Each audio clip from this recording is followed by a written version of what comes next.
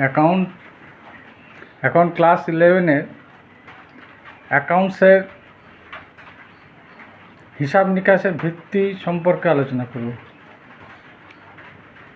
অ্যাকাউন্টেন্সির বিষয়ে হিসাব নিকাশের ভিত্তি নিয়ে আলোচনা করব। Basis of accounting. যখন কোনো প্রতিষ্ঠানে হিসাব নিকাশের কাজ সম্পাদন হয় তা একটা নির্দিষ্ট ভিত্তির উপর নির্ভর করেই সেটা সম্পাদন করা হয়। তাকে বলছে বেসিস অফ অ্যাকাউন্টিং। মেনলি 3 ধরনের ভিত্তি থাকে। একটা হচ্ছে নগদ ভিত্তিক হিসাব, একটা হচ্ছে বাণিজ্যিক ভিত্তিক হিসাব, আর একটা হচ্ছে মিশ্র ভিত্তিক, যেটাকে ইংরেজিতে বলে হাইব্রিড বেসিস অফ অ্যাকাউন্টিং। নগদ ভিত্তিকে ইংরেজিতে বলে ক্যাশ বেসিস অফ অ্যাকাউন্টিং, বাণিজ্যিক ভিত্তিকে ইংরেজিতে বলে অ্যাক্রুয়াল বেসিস অফ অ্যাকাউন্টিং, আর মিশ্র ভিত্তিকে ইংরেজিতে বলে হাইব্রিড বেসিস অফ অ্যাকাউন্টিং। যে ভিত্তিতে আমরা হিসাব করি না কেন, আমাদের সেই ভিত্তিটাকে অবলম্বন করে হিসাব করতে হবে। যে কোনো ধরনের প্রতিষ্ঠান, সে ব্যবসায়ী হতে পারে, তারপর পেশাগত কাজও হতে পারে, যে কোনো প্রতিষ্ঠান, অব্যবসায়ী প্রতিষ্ঠান হতে পারে, তারা যখন হিসাব রাখে এই 3টে ভিত্তির উপর যে কোনো একটা উপর বেস করেই রাখে। নগদ ভিত্তি যেটা হচ্ছে, যেখানে শুধুমাত্র ক্যাশের আয়, নগদ আয় এবং নগদ ব্যয়ের কথা চিন্তা করে হিসাব রাখতে হবে। নগদ আয় আর নগদ ব্যয়, এই নগদ আয় যে বছর হিসাব রাখছি বা যে মাসের হিসাব রাখছি সেই মাসের হতে পারে, তার পূর্ববর্তী মাসেরও বা পূর্ববর্তী বছরও হতে পারে, আগামী মাস বা আগামী বছরেও হতে পারে। কিন্তু বছর ভিত্তিতে করি তাহলে বছর থাকবে, মাস ভিত্তিতে করলে মান্থলি বেসিস হলে মান্থলি বেসিসের কথাই ভাববো। নগদ ভিত্তিতে আয়ের ক্ষেত্রে কিন্তু শুধু নগদ কত টাকা এসেছে সেটা দেখতে হবে। সেটা কোন বছরে সেটা দেখলে হবে না, কোন বছর বা কোন মাসের চিন্তা করলে হবে না। নগদে কত এলো আর নগদে কত গেল। যেমন কারেন্ট ইয়ারে 2024 সালে যদি বছরের হিসাব করি, 2024 সালে আমরা নগদ কত টাকা পেয়েছি যে কোনো প্রতিষ্ঠানে সেটা দেখতে হবে। আগামী বছর যদি কোনো নগদ আয় হয় সেটাও আমরা আনবো হিসাবে, বা পূর্ববর্তী বছরে যদি কোনো আয় থাকে সেটাও আমাদের হিসাবে আনতে হবে। ব্যয়ের ক্ষেত্রেও তাই। এটা হচ্ছে নগদ পদ্ধতি, নগদ ভিত্তিক হিসাব নিকাশ, মানে ক্যাশ বেসিস অফ অ্যাকাউন্টিং। ঠিক আছে। অ্যাক্রুয়াল বেসিস হচ্ছে বাণিজ্যিক পদ্ধতি, যেখানে নগদ আয়টা তো ভাববই, কিন্তু সেটা সেই বছরে যেই বছর হিসাব করছি বা যে মাসের হিসাব করছি শুধুমাত্র সেই মাসের কথাটাই ভাববো বা সেই বছরের কথাটাই ভাববো। এক্ষেত্রে কী হবে, সেই বছর নগদ আয়টা দেখতে হবে। সেই বছর কত টাকা নগদ আয় হলো, এর সঙ্গে কত টাকা বকেয়া থাকলো, বকেয়া আয় রইলো, সেটা মিলকরণ করতে হবে।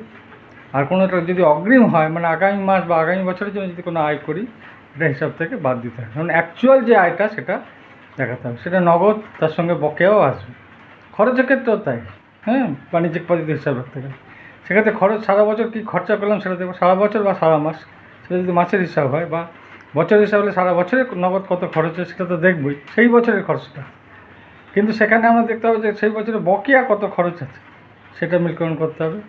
আবার কোনো অগ্রিম খরচ থাকলে সেই বছর থেকে বাদ দিয়ে দেবে। সত্যিকারের যে খরচটা সেটাই দেখাতে হবে, অ্যাকচুয়াল যেটা ঘটছে। সেটা হচ্ছে বাণিজ্যিক পদ্ধতি।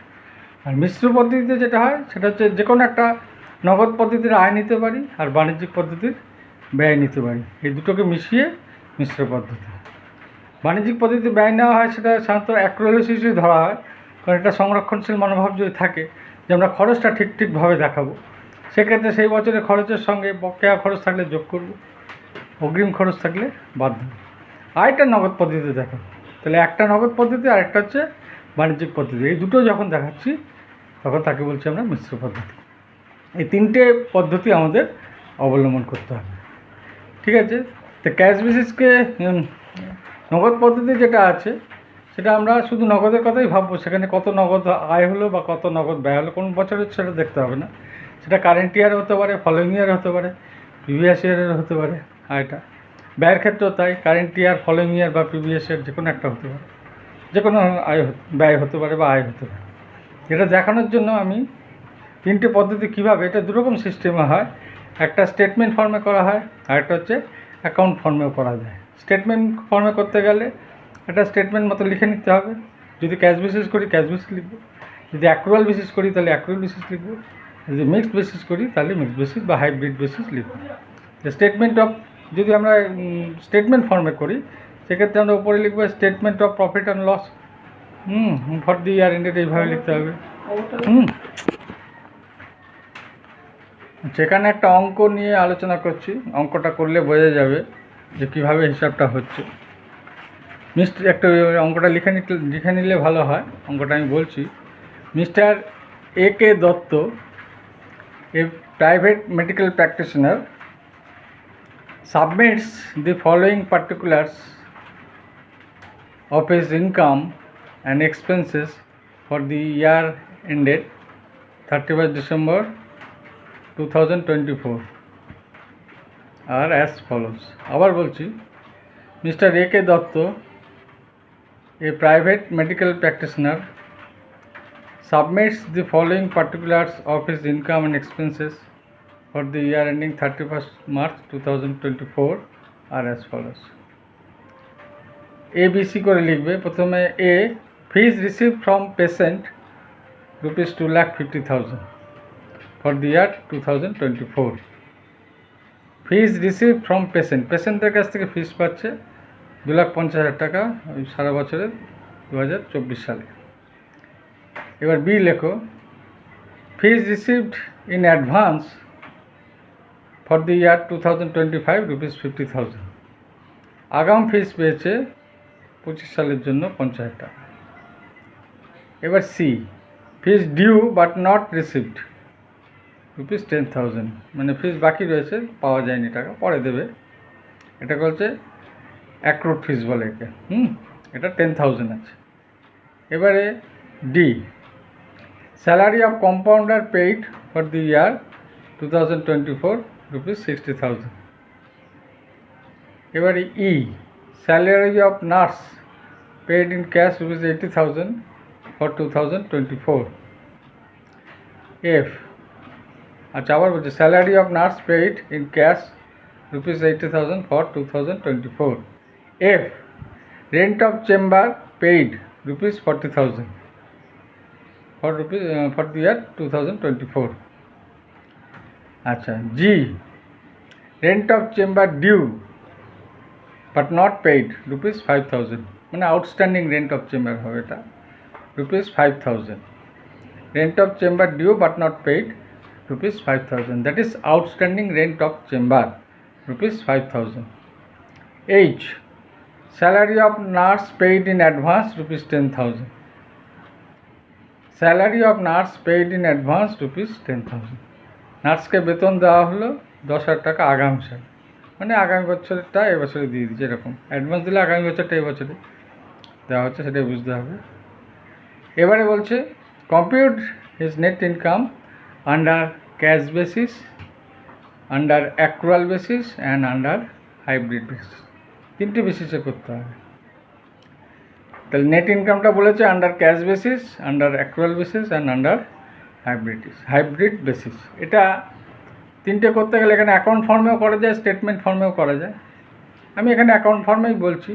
অ্যাকাউন্ট ফর্মে করতে গেলে কী লিখতে হবে, হেডিং লিখতে হবে আগে। হেডিংটা হবে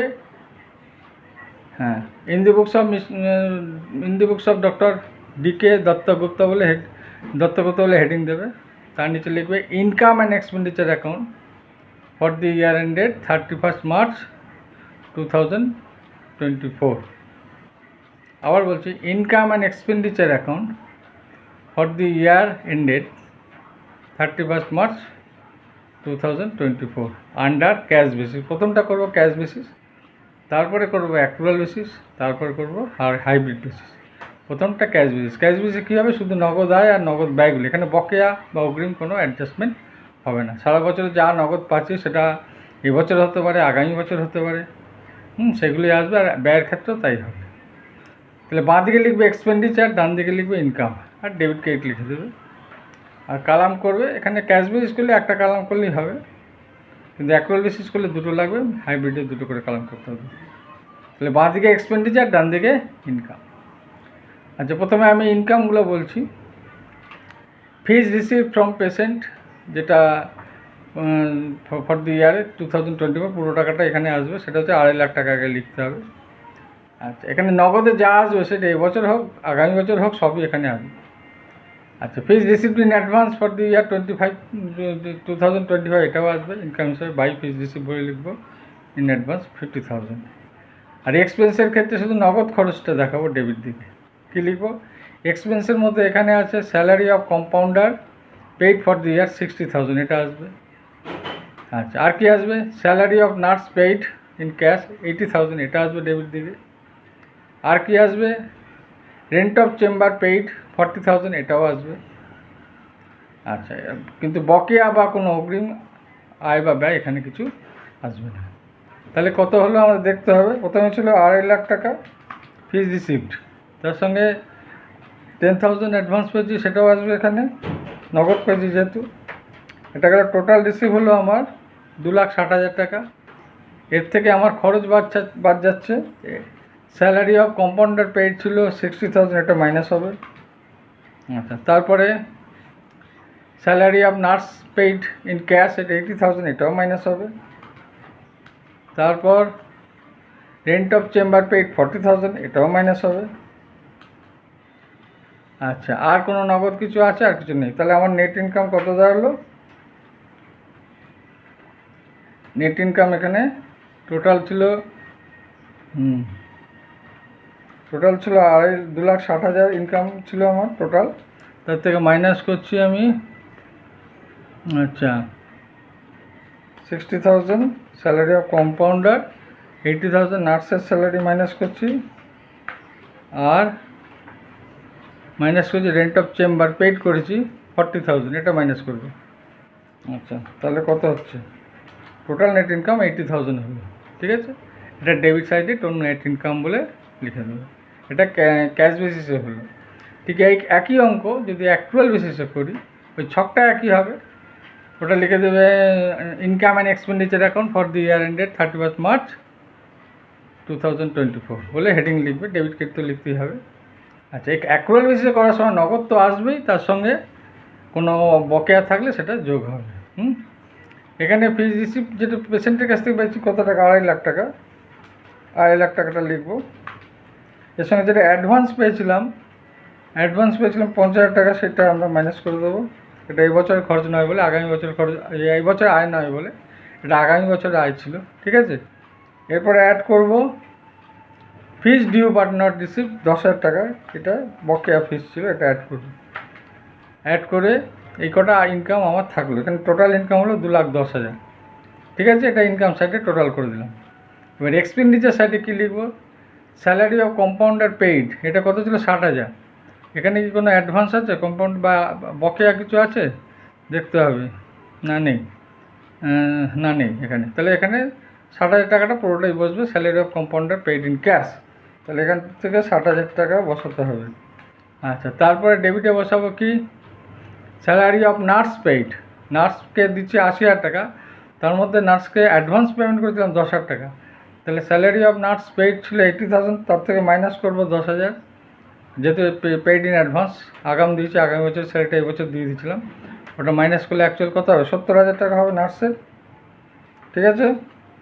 আচ্ছা, তারপরে হচ্ছে রেন্ট অফ চেম্বার পেইড 40,000 ছিল, এর সঙ্গে আউটস্ট্যান্ডিং রেন্ট আছে 5,000।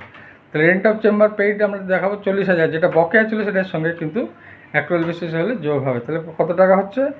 40,000 প্লাস 5,000, তাই তো? তাহলে 45,000 টাকা আমার রেন্ট অফ চেম্বার পেইড হয়েছে, তাই তো? আচ্ছা, এইবারে আর কি আছে? আচ্ছা, rent of chamber paid outstanding হয়েছে। ঠিক আছে, আর তো কিছু নেই এখানে। রেন্টের ব্যাপারে কোনো অগ্রিম নেই, শুধু আউটস্ট্যান্ডিং ছিল, তাই যোগ হলো 5,000 টাকা। তাহলে মোট 45,000। এবার মাইনাস করে আমার টোটাল রিসিপ্ট থেকে টোটাল পেমেন্ট যেটা হয়েছে বাণিজ্যিক পদ্ধতিতে, সেটা আমার ডিফারেন্সটা হচ্ছে 35,000। এটা নেট ইনকাম লিখে দিতে হবে ডেবিট দিকে। ঠিক আছে, টু নেট ইনকাম। এবার এই অঙ্কটা যদি হাইব্রিড বেসিসে করি, তাহলে ক্যাশ বেসিসের ইনকাম নেবো আর অ্যাকচুয়াল বেসিসের এক্সপেন্ডিচারটা নেবো, যেটা সংরক্ষণশীল মনোভাব অনুযায়ী এটা করি। এটা খরচ দিকটা আমরা বিবেচনা করব বিশেষ করে, আয়টা যাই হোক, সেটা নগদে যা আসে সেটা দেখব, খরচটা দেখবো। এটা হচ্ছে মেইনলি হাইব্রিডে এই সিস্টেমটাই ফলো করা হয়। তাহলে ফিজ রিসিভ আছে আমার কত? 2.5 লাখ টাকা, তাই তো? তাহলে 2.5 লাখ টাকা আমি ফিজ পেয়েছি। আচ্ছা, তার সঙ্গে আরও ফিস পেয়েছি, আগের বছর ফিসও পেয়েছি কত টাকা, ওখানে রেজিস্ট্রেশন অ্যাডভান্স ছিল 50,000 টাকা আগের বছর। এটা ক্যাশ বেসিস, যেহেতু ইনকামটা ক্যাশ বেসিস হচ্ছে, তাহলে যা ক্যাশ আসছে সেটাই আমরা টোটাল করব। ঠিক আছে, টোটাল হলো আমার 3 লাখ টাকা ইনকাম হলো। এবার অ্যাক্রুয়াল বেসিসে আমি এক্সপেন্ডিচারটা দেখবো। এখানে বকেয়া টকেয়া দেখো না, যেহেতু ক্যাশ বেসড ইনকাম, আমরা ইনকামটা যেহেতু ক্যাশ বেসে করছি, তাহলে ক্যাশ বেসে যা নিয়ম অনুযায়ী ইনকামটা শো করা হবে। এখানে বকেয়া ফিসটা আসবে না, কারণ এটা যেহেতু ক্যাশ বেসে ইনকামটা করছি, কিন্তু অ্যাক্রুয়াল বেসে করছি আমরা এক্সপেন্ডিচারটা, খরচটা। তাহলে এখানে প্রথমে আমরা যেটা খরচ দেখাবো, খরচটা হচ্ছে কি, অ্যাক্রুয়াল বেসে আমরা যে স্যালারি অফ কম্পাউন্ডার পেইড আছে 60,000 টাকা। ঠিক আছে, তাহলে এখানে 60,000 দেখাবো। আচ্ছা, এর সঙ্গে স্যালারি অফ কম্পাউন্ডার পেইড, এখানে স্যালারি অফ কোনো ডিউ আছে, ডিউ নেই, তাহলে 60,000 টাকাই হলো। স্যালারি অফ নার্স পেইড আছে 80,000 টাকা, কিন্তু নার্সের এখানে অ্যাডভান্স ছিল, তাহলে 80 থেকে 10,000 মাইনাস হবে। যেন আগে যে ক্যাক্রোল বেসিস যেভাবে করেছি সেইভাবে হবে, 70,000 টাকা আসবে স্যালারি অফ নার্স। আর রেন্ট অফ চেম্বার পেইড করেছি 40,000 টাকা, তাতে আউটস্ট্যান্ডিং রেন্ট আছে কত, 5,000 টাকা, ওটা হচ্ছে 35,000 টাকা।